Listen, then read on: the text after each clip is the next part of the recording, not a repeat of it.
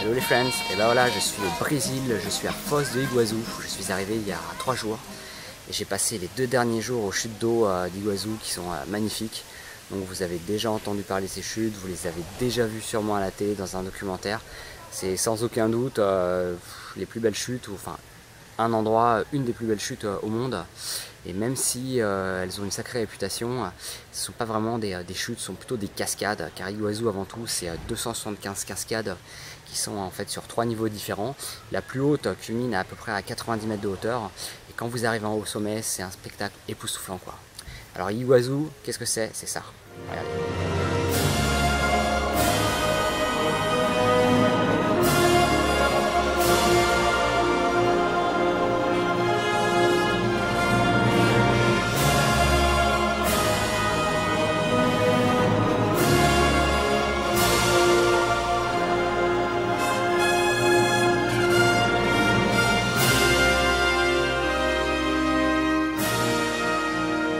C'est beau, et la musique c'était un peu too much, mais bon, je pouvais pas passer à côté de ça. Alors Iguaçu, en quelques mots, ça se situe entre la frontière du Brésil et la frontière de l'Argentine, et vous pouvez les visiter en fait ces fameuses chutes des deux côtés.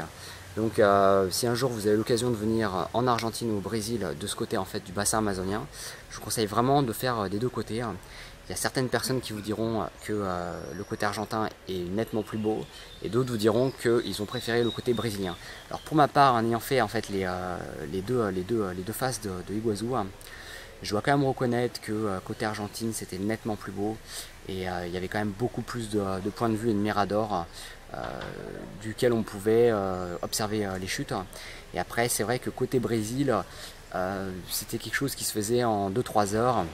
Et vous avez à peu près que 3 points d'observation, ce qui n'est pas énorme au final, mais ça a quand même l'avantage côté Brésil d'être beaucoup plus calme, beaucoup plus nature, et surtout beaucoup moins encombré, beaucoup moins busy, parce que hier côté Argentine, en plus en plein dimanche de Pâques, je me suis cru pour le coup à Disneyland. Donc c'est un peu le mauvais côté des chutes d'Iguaçu. Je ne m'attendais pas vraiment à autant de peuple, autant de fréquentation, et quelque part c'est un peu logique, c'est idiot que j'y ai pas pensé, mais pour le coup c'était vraiment busy. Il y a des fois j'ai dû faire la queue pendant 2 heures, par exemple 2 heures pour prendre un train qui vous emmène au point culminant d'Iguaçu, donc au Garganto del Diablo, qui signifie en fait la gorge du diable, qui est vraiment le point principal d'observation, le plus magnifique, qui vous donne en fait une vue plongeante sur en fait les chutes qui chutent à 90 mètres de hauteur, donc les plus grandes.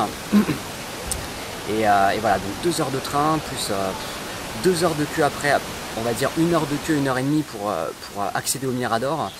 On se serait vraiment cru dans un parc d'attractions, on serait vraiment cru à Disneyland. Et ça, c'était vraiment, ça gâche tout en fait. C'était le truc un peu qui pourrit le site. Et cette fréquentation de touristes n'arrange pas du tout en fait l'environnement. J'avais déjà fait des petits coups de gueule, des petits blâmes sur l'environnement, sur la tenue des parcs nationaux dans certains pays. Et bien que le Chili était vachement bien entretenu au niveau parc national, là je dois reconnaître que côté Argentine c'est business, et il n'y a aucune sensibilisation qui est faite pour le parc. Vous marchez, vous avez des mégots de clopes partout, des bouteilles en plastique, des gens qui fument et qui jettent leurs clopes dans la nature. J'en ai même repris un hier pour lui dire mais c'est interdit de fumer ici. Le mec, ça lui a fait ni chaud ni froid, quoi. Il a écrasé, on va dire, par 3 fois son mégot pour être sûr que le mégot se désintègre dans l'environnement. Bref, c'est assez hallucinant, et j'ai été assez surpris quand même.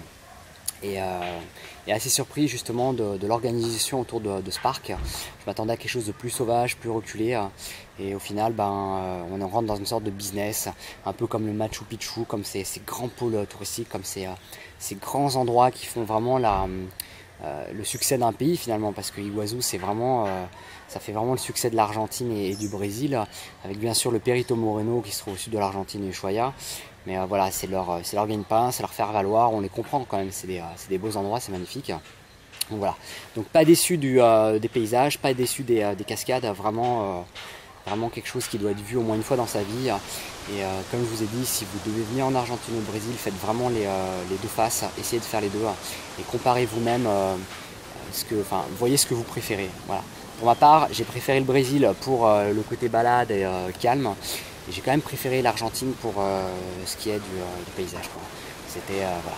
Donc les chutes d'Iguazu, en quelques mots, donc même si elles ont l'appellation de chutes, ce ne sont pas vraiment des chutes, ce sont plutôt des cascades. Donc, au total, il y en a à peu près 275.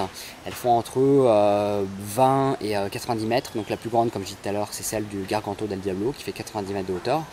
Et voilà, donc 260 cascades qui sont à couper le souffle. Alors bien sûr, vous ne les voyez pas toutes, parce qu'elles sont réparties à peu près dans toute la région, dans toute cette zone du parc national. Et vous voyez les principales quand même, et je peux vous dire que quand vous arrivez en haut, vous êtes quand même soufflé. C'est vraiment un spectacle surprenant, prenant, et quelque chose qui est... voilà, on ne s'attend pas à être surpris, on s'attend à voir quelque chose de beau, mais on ne s'attend pas vraiment à être trip, quoi. Voilà.